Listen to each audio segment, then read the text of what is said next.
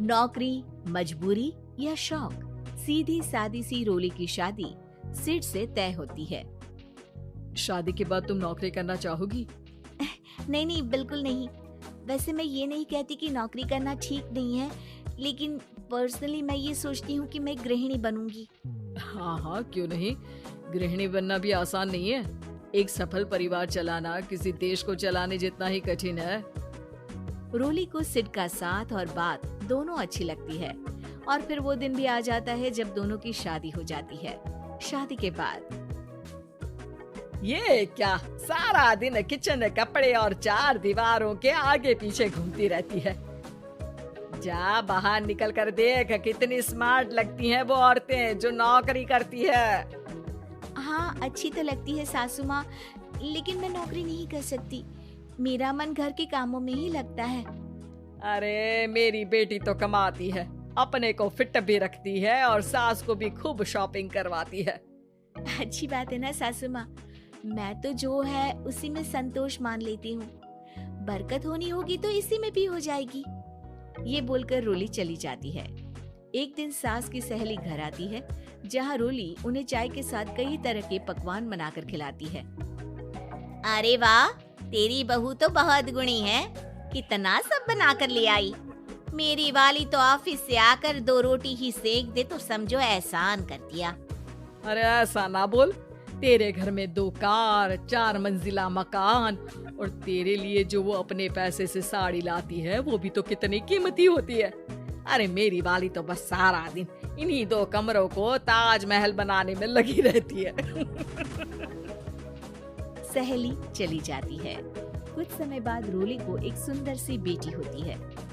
अरे क्या सारा दिन उस बच्चे में लगी रहती है? माँ, मुझे ना 1 मिनट भी छोड़ने का मन नहीं करता। देखिए ना, कितनी प्यारी है। मैं ना इस हर पल को एंजॉय करना चाहती हूँ। अरे हाँ हाँ, हमने भी बच्चे पाले हैं, हम भी जानते हैं कि कितने प्यारे होते हैं और अपने बच्चे को बढ़ता हुआ देखना कितना अच्छा लगता है। लेकिन एक दिन अचानक और रोली, एक बहुत बड़ी घटना हो गई। एक शॉर्ट सर्किट से पूरी दुकान जल गई। ओह, अब क्या कुछ समझ में नहीं आ रहा कि कैसे घर चलेगा। घर की पूरी गाड़ी पटरी पर लाने के लिए कई साल लग जाएंगे और वापस पहले जैसे होने में भी बहुत टाइम लग जाएगा। रोली कुछ सोचती है, फिर अपने 3 महीने के बच्चे को देखती है और कहती है, आप कहे तो मैं नौकरी शुरू कर दूं? माँ मुन्नी को देख लेगी, फिर शाम को तो मैं घर आ ही जाऊंगी। सिड कुछ कहता उससे पहले ही उसकी सास वहाँ आ जाती है। अरे हाँ हाँ, अब भी तुझे नौकरी करने के लिए पूछना होगा। अरे घर पर इतनी बड़ी विपदा आ गई है, तू है कि बच्चे का मुंह देख रही है। अरे क्या मुझ पर भरोसा नहीं है? अरे नहीं नहीं माँ जी, ऐसा क्यों बोल रही हैं आप? फिर क्या था, सिड से पूछकर 3 महीने की बच्ची को रोली सास के पास छोड़कर चली जाती है। शाम को ऑफिस से आने पर अरे सारा दिन इसने तो चैन नहीं लेने दिया, बस गोदी में ले लेकर घूमती रही। हाथ दर्द हो रहा है। बहू को बहुत गिल्ट फील होता है, लेकिन जब वो घर की हालत दिखती है तो चुप रह जाती है।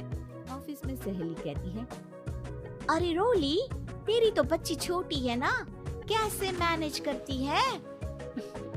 कैसे मतलब? घर पर रहती है वो अपनी दादी के साथ। ओ यार, कितनी अच्छी है तेरी सास। मेरी सास को जब पता चला कि मैं नौकरी ज्वाइन करने की सोच रही हूँ, वो तो सीधे अमेरिका चली गई मेरी ननद के पास। अच्छा, फिर तू कैसे मैनेज करती है? अरे मैंने तो फुल टाइम मेड रख ली है। ओहो, वो तो बड़ी महंगी होगी ना? हाँ यार, लेकिन कमाई भी तो हो रही है ना। यार, मैं तो कभी अपना बच्चा इनके मम्मी पापा के पास ना छोड़ू। प्यार दुलार में खराब कर देते हैं ये दादा दादी बच्चे को। नहीं नहीं, मुझे अपनी सास पर पूरा विश्वास है। जो मेरे पति को इतनी अच्छी शिक्षा के साथ बड़ा कर सकती हैं, वो मेरी बच्ची को कभी नहीं बिगाड़ेगी। खैर, रोली की इस सोच से उलट पड़ोसियों के बीच हाथ में बच्ची पकड़े रोली की सास कहती है, अरे क्या बताऊं, सारा दिन बहू बाहर रहती है। पहले अपने बच्चे पालो, फिर बच्चों के बच्चे। अरे अपना जीवन तो कुछ रहा ही नहीं। अरे नहाने भी जाती हूँ ना तो इसे साथ रखती हूँ, कल को कहीं गिर गई या चोट लग गई तो बहू तो हमारी खाल उखाड़ लेगी ना। अरे ऐसा भी क्या डरना बहू से, नौकरी थोड़ी की है उसकी। अब क्या बताऊं, पढ़ी लिखी लड़कियां हैं आजकल की। चलो चलती हूँ, सब्जी बनाने का वक्त हो गया है। बच्चे आएंगे तो खाना तो बना मिले। सास ये बोलकर वहाँ से चली जाती है कि तभी रोली ऑफिस से घर पहुँचती है। बाहर पड़ोसियों को देखकर, नमस्ते आंटी जी, कैसी हैं आप? अरे बहुत अच्छी हूँ, लेकिन तेरी किस्मत तो सबसे अच्छी है। क्या सास पाई है, मोती दान किए होंगे तूने। तेरा बच्चा भी देखती है, खाना भी बनाती है। बेचारी बहुत काम करती है तेरी सास। हाँ आंटी, सही बोल रही हैं आप। अब ऑफिस भी दूर है तो आने जाने में वक्त चला जाता है। खैर चलती हूँ। हाँ हाँ बेटा जाओ, गर्मा गर्म खाना खाओ। रोली घर आती है, जहाँ सास एक बार फिर छोटी सी मुन्नी की शरारतें गिनाने में लग जाती है।